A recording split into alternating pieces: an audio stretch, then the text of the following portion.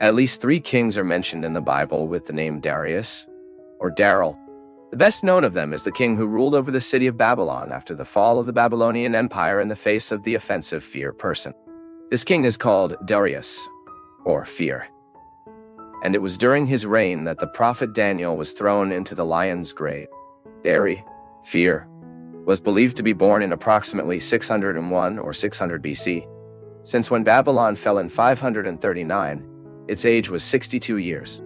A criticism of King Darius is the fact that he is not quoted in any historical source other than Scripture, and because of this, his real existence has been questioned by many people.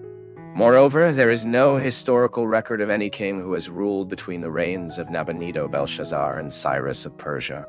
Because of this difficulty in proving its historicity, some scholars claim that Daniel's book records a historical error. However, the lack of evidence that explicitly relate the King Dari in the book of Daniel with some historical character does not necessarily imply that there is indeed a mistake in the book. To try to resolve this difficulty, some possibilities have been suggested on who the Dari king would have been in history, as we will see below. The first of these is that Darius was Kiro, the Great.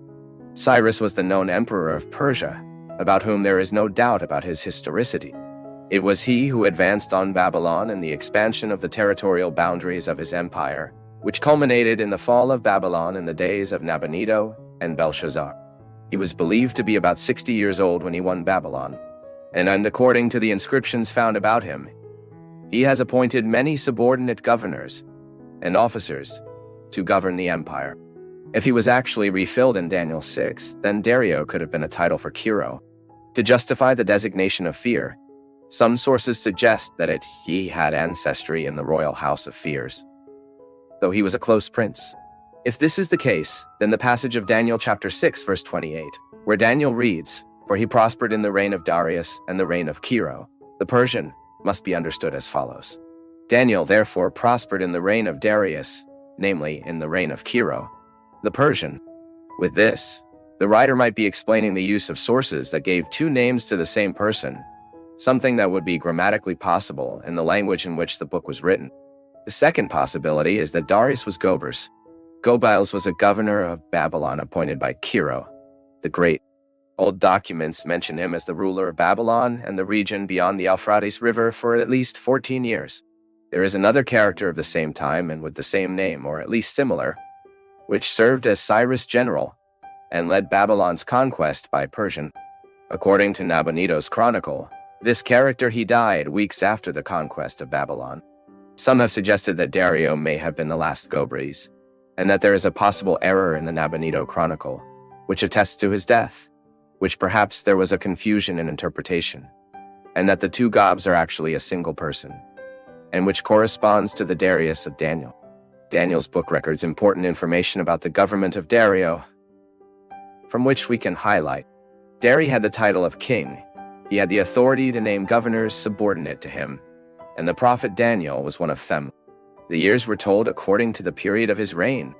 If Darius was the Gobiles subordinate to Cyrus, such information does not represent any kind of conflict. Why? In the book of Daniel, Belshazzar is called king, although he was corrective with Nabonidus. This makes possible the designation of Darius as king. Daniel's book at no time states that Darius was the great emperor of the empire, but that he was constituted king over the kingdom of the Chaldeans. Daniel chapter 5, verse 31. The episode in which he could not go against the law of Fears and the Persians may indicate legislation or government superior to him. Leaving the discussions aside about his identity, what we know is that the prophet Daniel was thrown into the lion's grave during the government of King Darius. At that time, Daniel prospered a lot, and this ended up envying the other presidents and governors subordinate to Darius in the empire. Then they gathered and managed to architect a plan for Daniel to be killed. They caused Darius to establish a decree that for a time all the petitions should be made only to the king, and then any prayer or request to a god or another man is prohibited. As soon as they managed to catch the prophet praying to God, they denounced him and demanded his execution in the lion's pit. Darius, he was very fond of prophet Daniel, but he could not go against his own decree. So, with great regret, the king launched Daniel into the lion's pit. Darius spent that night fasting and also had no sleep. At dawn, he went in a hurry to the lion's grave, and when he found Daniel alive, quickly took him out of the pit and threw the men who had accused the prophet. In addition to Darius, fear.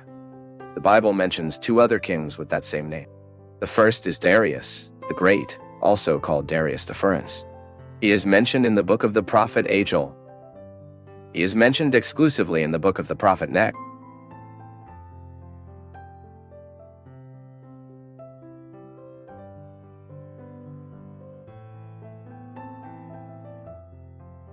As we bid farewell on Path of Faith, we extend our heartfelt gratitude for your presence.